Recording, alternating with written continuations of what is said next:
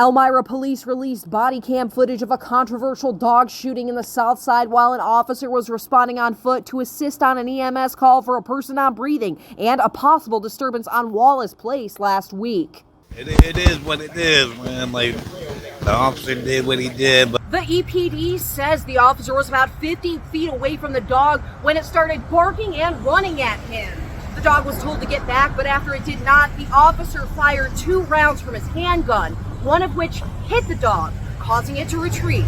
I believe he should have pepper sprayed it. So do you think? I think so. Yeah, I really do. I feel bad. I don't want to talk. It's so sad.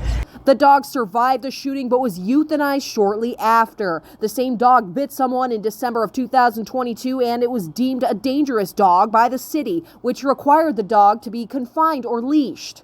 The Elmira Police Department noted the residence is within close proximity to the Parley-Coburn Elementary School. It's the owner's fault as well. The dog shouldn't have been aggressive like that to begin with.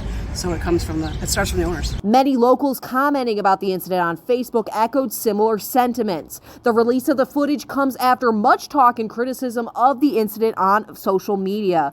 Big Fox reached out to Elmira Police Department to see if they released footage of the incident that happened last week due to criticism made by locals. But EPD did not immediately respond or give any further official statements yet. Sonia Ellison, Big Fox News, Elmira.